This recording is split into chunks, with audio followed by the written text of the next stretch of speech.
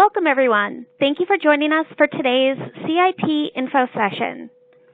I'd like to start with a few words about PRIM&R. We are a nonprofit organization founded in 1974 dedicated to advancing the highest ethical standards in the conduct of biomedical, social science, and behavioral research. We accomplish this mission by providing high-quality educational programming, membership services, and community building to professionals in both the human subjects protections and animal care and use fields. Natalie explained the Q&A technology a few minutes ago. I just want to assure you that if we are unable to answer your question during our time together today, we will be following up with you after the webinar. We are also recording today's program, which will be made available to you via email and will be posted on our website.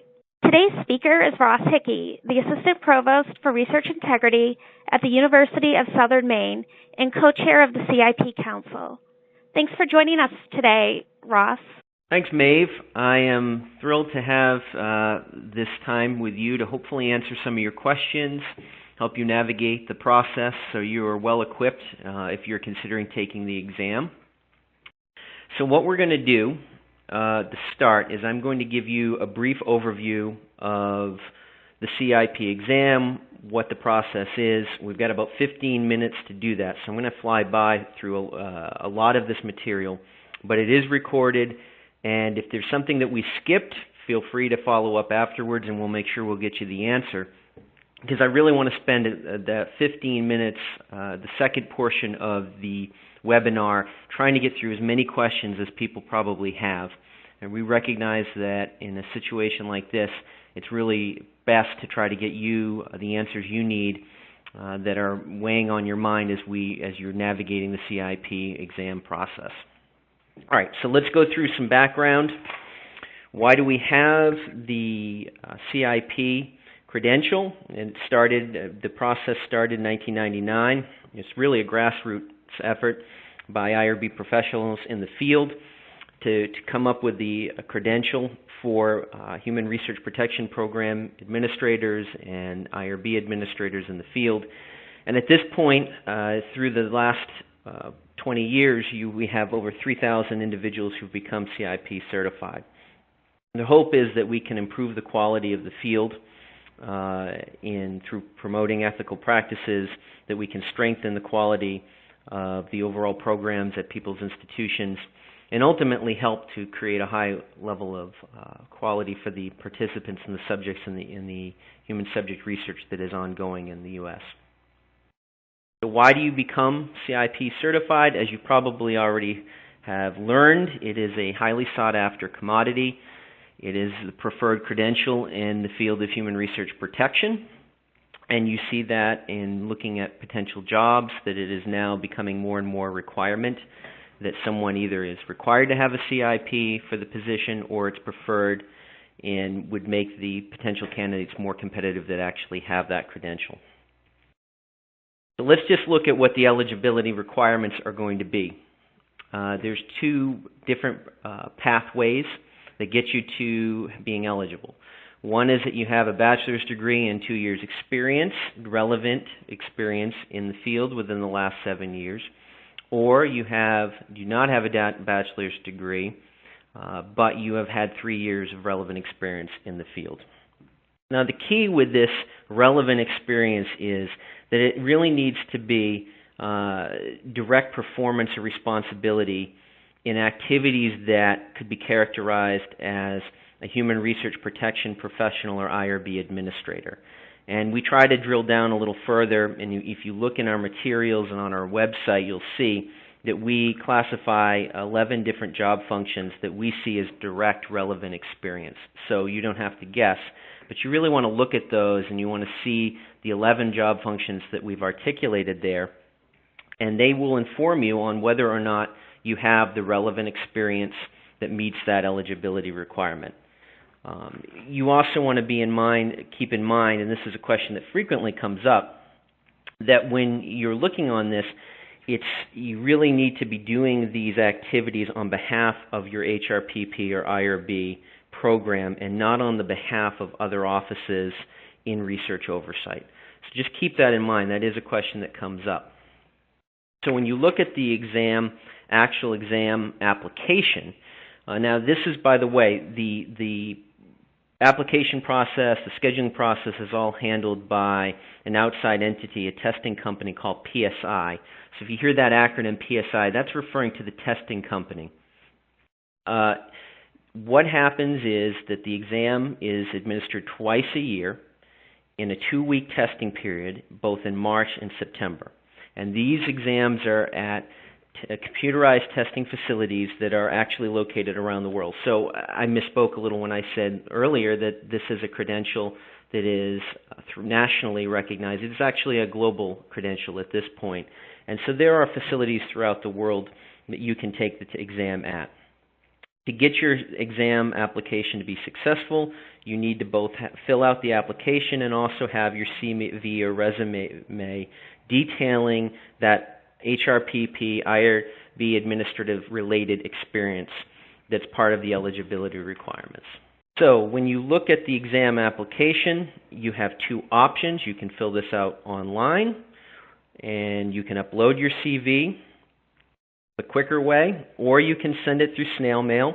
You can do it the old-fashioned way. If you're looking to try to do this online, the website there, or the URL that you want to keep in mind says is PRIM&R.org/CIP lowercase. So that's PRIM&R.org /CIP. And that is where you can have the link to the exam application online.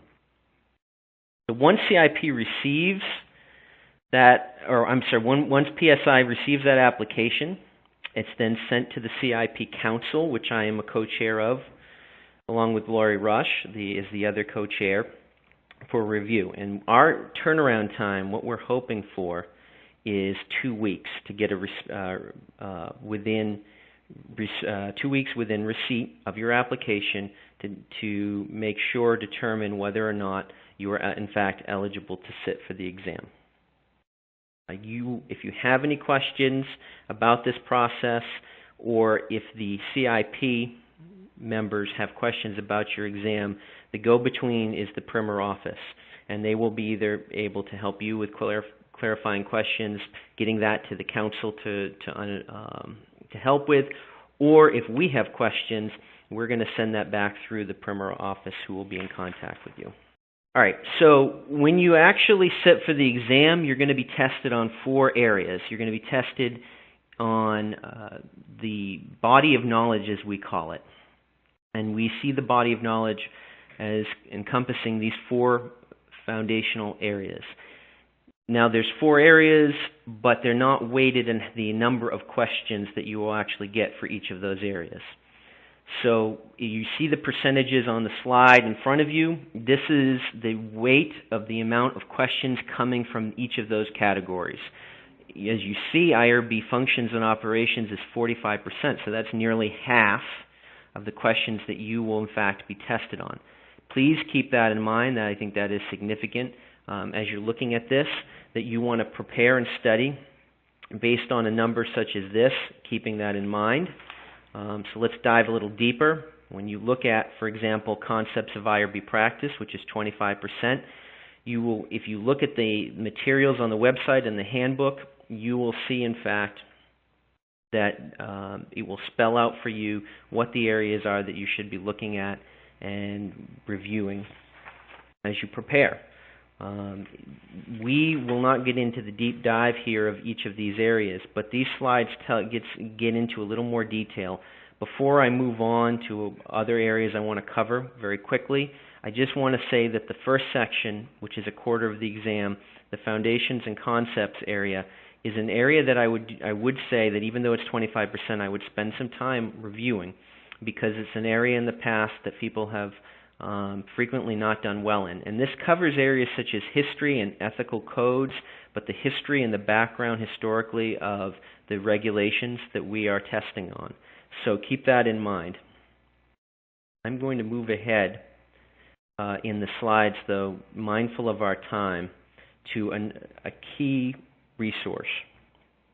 So as you are looking through preparing for the exam, the key references document is really the essential study tool. This is going to help you with preparing.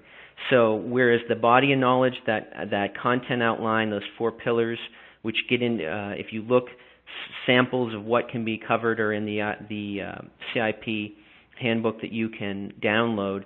In addition, you have in the key references document the regulatory areas that are the questions are going to come from. So this really lists this key reference, the document lists the source documentation for the exam questions. It's going to include things like your federal regulations, your policies, your guidance, your FAQs. It's freely available. All of this is found online. There are other resources and study aids that we also link to.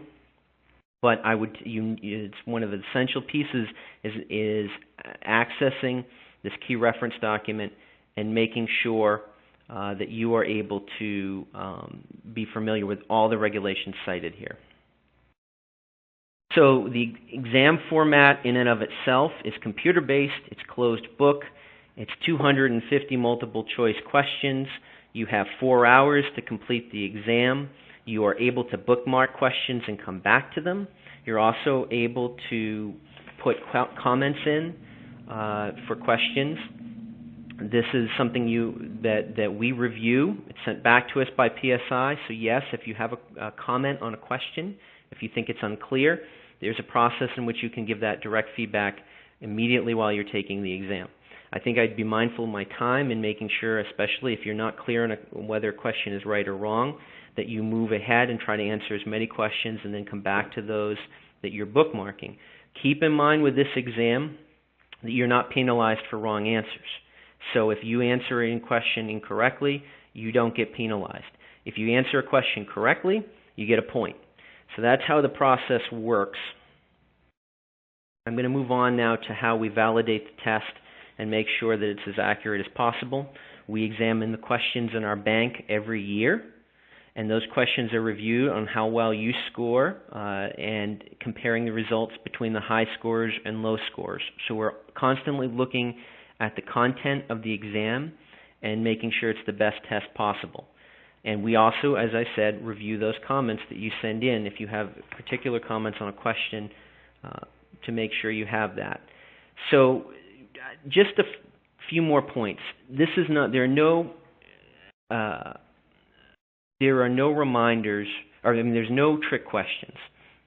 We're not trying to trick you. Don't add additional facts to the questions. Don't make assumptions.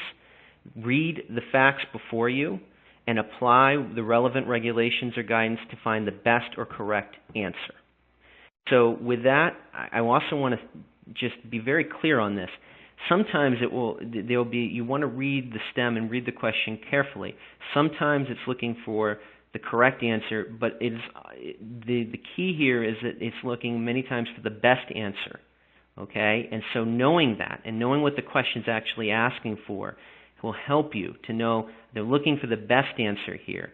So something may be technically or theoretically, I should say theoretically correct, but it's not the best answer, the best one of the 4 to pick from. Please do not overthink these questions. These are based on well-established practices and federal guidance. We are not testing on your institution's organizational policies, though, or procedures. So it may be a well-established best practice, but it's not a specific organization's practices or policies that you're being tested on.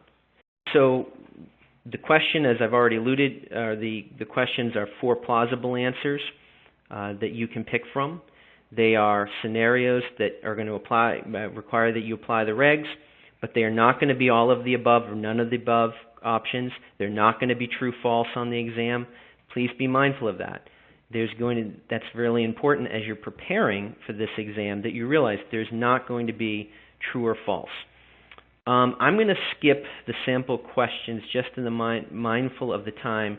We perhaps could go back to some, but I want to cover some of this other material quickly and then get to your FAQs. As you're preparing for the exam, it is critical that you do a study plan. You budget your time wisely. that you determine what you know and what you don't know.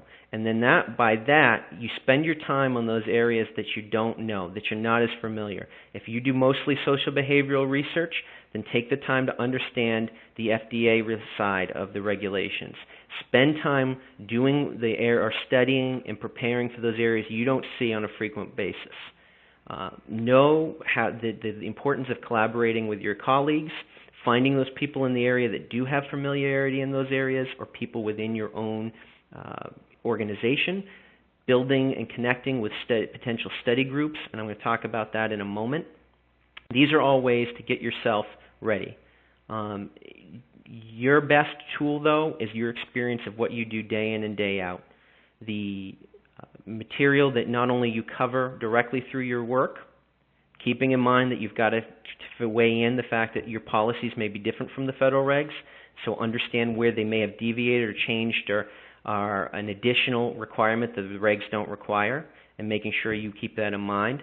But you can also pull from listservs, questions, and responses that you see, and then keep in mind in your daily work the things that you're actually covering that apply directly to the test. So online learning, there are social media study groups you can draw from on Facebook and LinkedIn. There's apps such as Quizlet and Flashcard Machine that can help you create the material that you can use as part of the study process. The important thing that I would keep in mind with all of this is there's no one way to do this. For different people, whether they're auditory or visual learners, it's different.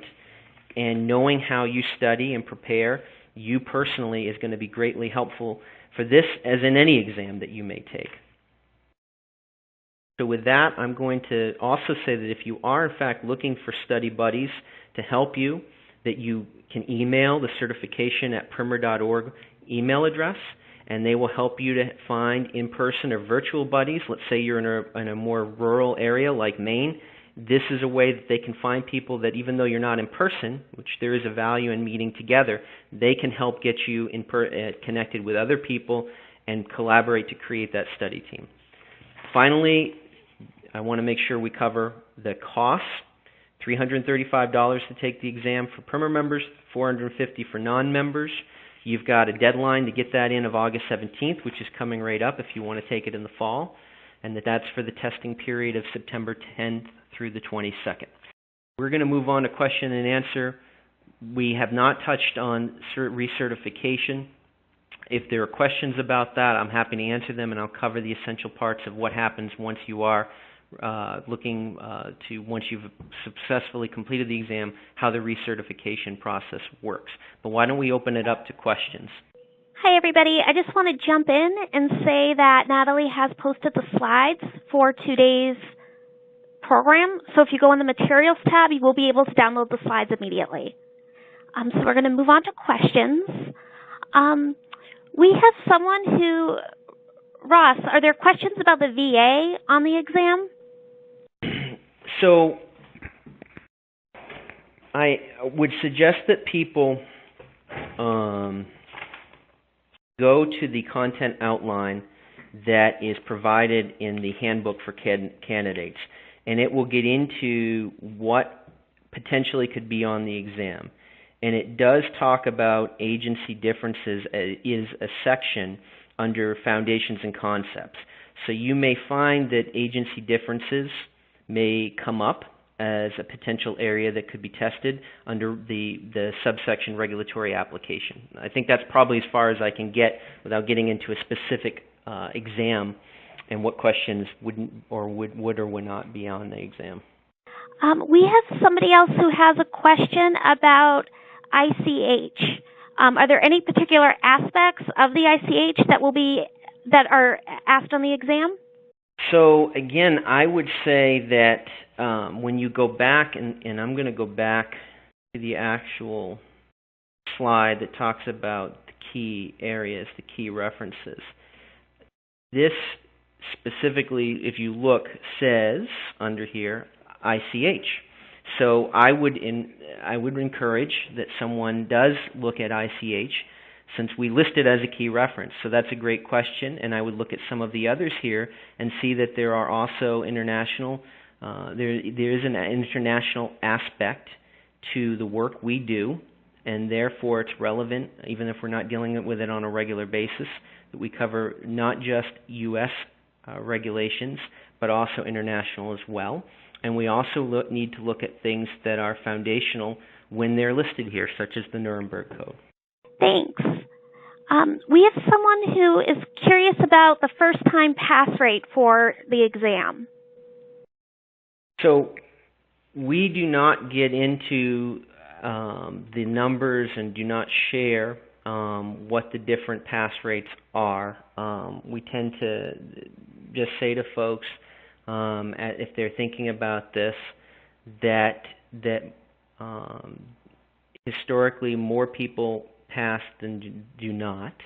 But that's as far as I'm going to be able to get into actual pass rates and what those are from year to year. So sorry about that.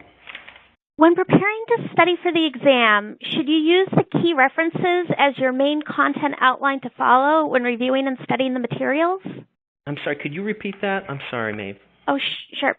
When preparing to study for the exam, could someone use the key references as their main content to follow when reviewing and studying the materials? I think that's not a bad idea. I think that's why we've emphasized it here in this presentation. But I don't think you can do that without looking at it also in the context of the content outline and the weight of each section and how many questions will come from each. So I think it's not one thing. It's the totality of looking at in your handbook for candidates, the content outline, putting that next to the key references that you will be tested on, and also understanding the amount from each category that that we're going to test on.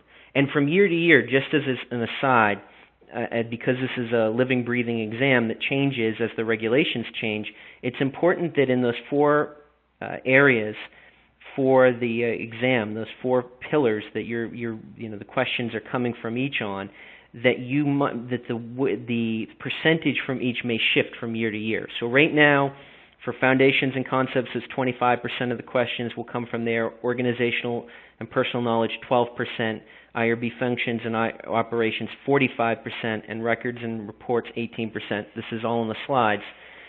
That may change, but for right now and for these exams for this year, that's going to be what the percentages are. Thank you. We have someone who's curious about the practice exam. Is there a practice exam available, and where can one access it? So there is a practice exam that is available, and that material is on the website for taking that. I think that we have looked at, and this is something that we've been in conversation with as a board, looking at the value of it and what we're in the long term, how we can overall improve that practice exam. We've gotten feedback from folks that have felt that it could be better, and so we as a board have that on our agenda to look at to see how that could potentially be revised. But there is a sample exam you can take. You can pay to take, and it will give you the process. I think the most valuable thing that sample exam can do is train your mind and eyes, if you're not used to it, to taking an online exam and that process of what it's like. Because if you're used to written exams and you're not used to looking at a computer screen, it does give you the help of going through the process of what it's like to go through something similar to this, where over 4 hours you're taking 250 multiple choice questions.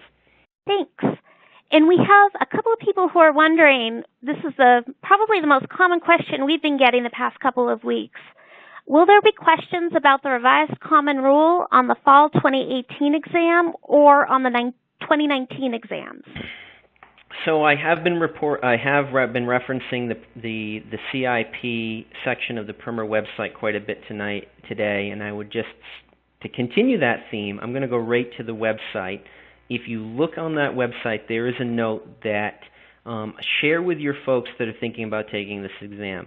But this note, we put a lot of time, as Maeve can attest to, outlining exactly what the situation is and what we're going to do.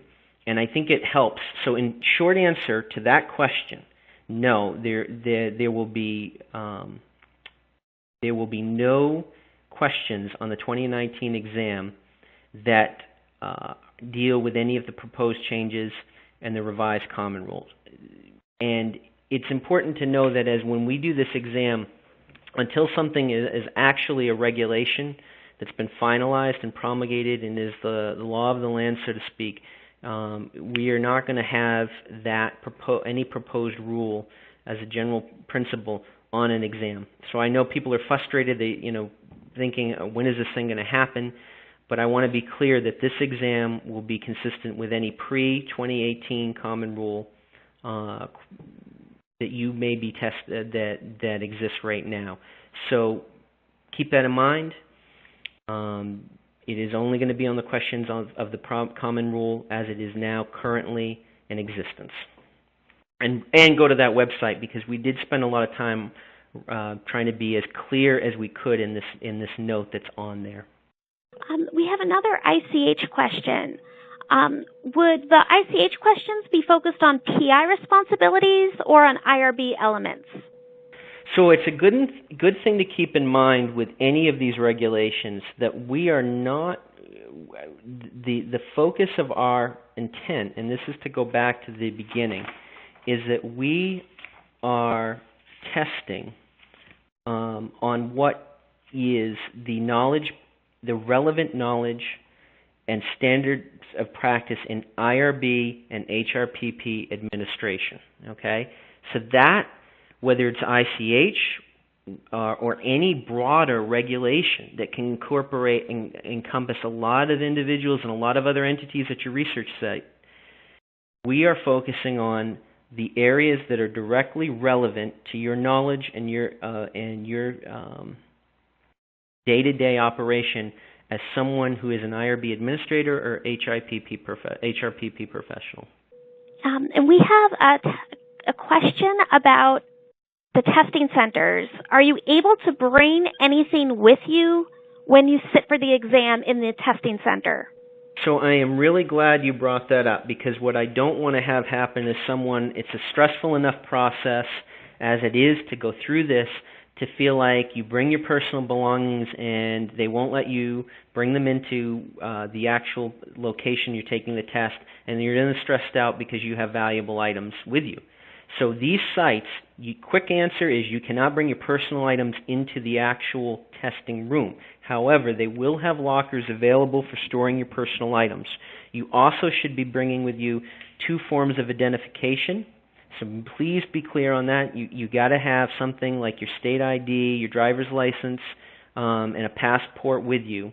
And also that second form of ID has to still have your name and signature, like your credit card or your social security card. But you better be aware that you've got 2 forms of identification, and just having your driver's license isn't enough. Also, while we're on the subject of testing, the testing center, if you're more than 15 minutes late, you're not going to be admitted. So please be mindful to try to get there at least 10 minutes early, so that you're not running through the added stress of trying to get in. You have all the knowledge, you know what you've prepared for, and then not be able to take the actual exam. Great, thank you very much. We have somebody who has a question about being a part-time with IRB administration. For eligibility purposes, does it matter if someone is 50% or full-time when they are gaining their IRB experience? So we don't have a formal process of percentage of time. I just want to go back and be clear on what actually we're looking at, so you know when we're looking on whether someone is eligible or not. We are looking for someone who they are, of those 11 functions, that they are showing that they are spending time on those, not for an outside department, not for a PI, but for indirect support and help of that IRB. And so we're looking for, it can be a combination of those functions, but we really need to see that you are in those 11 functions, and I would say look at those, that you are spending time, significant time, on those areas.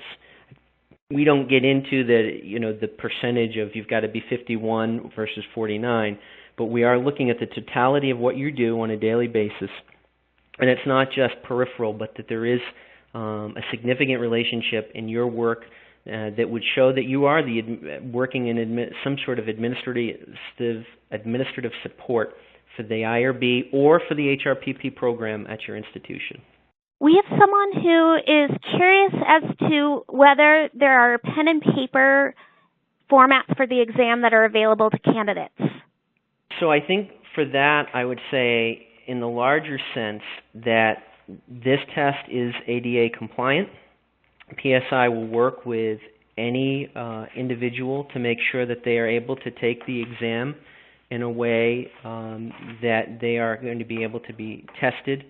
And if an accommodation is needed to do that, then they will work to make sure that that happens. There are requirements for that process. But to the question about my understanding of historically what has always been is it's a computer-based online exam. If there are, but in that larger sense, if there needs to be, as part of ADA compliance, some working with a person, they will make sure that that occurs. Great, thanks. Someone is curious as to whether there is, in one place, a link to the key exam references and resources that are listed in the handbook. So they're asking for like hyperlinks? Yep, and we should have a CIP exam references and resources link right on, if you go to PRIM&R.org/CIP, there should be a red hyperlink that will bring you to that document. Yes, and the key for that is that all of the regulations, guidance documents we're talking about under this key, they are all available free. There's nothing you're going to be tested on for this exam that will cost you money to get a copy of. It's all accessible. There are materials, there are books that are referenced in your handbook that are of value for studying, such as the Amder Bankert book and the Dunn and Chadwick book. Those are just references that we're giving that people have found helpful. But the questions are not going to be based on those books. They're just supplemental material that could help you. We have somebody who's curious as to whether there are testing centers in Lebanon. I know this is the extent of my knowledge. It's worldwide. Maeve, do you know? Oh, there is a testing center locator tool that's on the same webpage as the CIP exam application. And there are testing centers are constantly being added. So we have a question from someone who's an IRB chair, and they were wondering about the benefits of certification for IRB chairs who do have an administrative role at their organizations. So if we go back to the heart of why this exam was created in the first place, it is to improve the quality of the Human Research Protection Program globally. And so I would say that regardless of whether you're looking for, as a career path, having that credential for future employment, which is what's happened organically, but that was not the driving force behind why this credential was created. It is a resource and a tool that will help improve the quality of and promote those ethical practices at any institution. So the intent of this exam and this credential is to equip you with another tool to help you to protect the rights and and the welfare of the subjects they're enrolled in in the projects at your institution. And so I'd say there's always that value in that lifelong learning, and this is just another one of the ways that you can do that. We have a question from someone who is wondering whether there's an advantage to sitting for the exam at the beginning of the testing period or towards the end of the testing period. It's all personal preference. If you are a person that just feels like you want to be cramming and studying to the 11th hour, and that's how you feel better about approaching the exam, then I would say that you take it later. If you're someone who is a planner and says, you know what, I want a contingency so that if weather prevents me from taking it at the beginning or some other issue comes up in my life, I still have time in that 2-week window to take it. So it's really up to you. It's tied to your personality and how you thrive, and this goes to that larger concept we really want to help people with, which is there's no one way to study, there's no one way to prepare. You know what you do, you know how you what the things are you do to be successful in your profession and your daily work, and it's no different here. And so just keep that in mind. You've got a 2-week window, and if you feel like that extra time will help you, then do it later. If you feel like, you know what, I want a backup so I'm not waiting several months before I have to take it again, then you want to do it earlier. We have somebody who's wondering the approximate percentage of questions they should expect to get right in order to pass the exam. Okay. So that is not something I can answer today, how many that they would need to. That changes, I think, and we don't really get into the detail of that. So I can't really answer that question right now. We have somebody who wants to know, how long does it take to receive the results from the exam? You should hear, and I think, Maeve, you've been putting some excellent information up here for people who are looking in the chat room. But the ideal of what we're trying to do is get that within 2 to 4 weeks after sitting, and it's going to depend on when you took it. So, expect that within a month you should hear something back. I just wanted to repeat that if people are looking for the exam cheat sheet that we talked about earlier, if you go to PRIM&R.org/CIP, you'll see a hyperlink to that form. Do you have any insight as to who usually pays the exam fees, whether people pay themselves personally or whether their organizations will front the fee for the exam? I know in my experience I've spoken to people who do it both ways, but I was just wondering what your thoughts on that subject were. I think it's worth asking the question depending on, your institution's culture overall culture of human research protection and the value they place on it. If it's an entity that sees this as an important ethical aspect of the research they do, then I think that if they're not aware of what the CIP credential is, it really is beneficial to reach out to them using the materials that are on the PRIM&R website to educate them, and I think you would find that they may in fact compensate you, reimburse you for taking the exam. I've certainly heard that myself.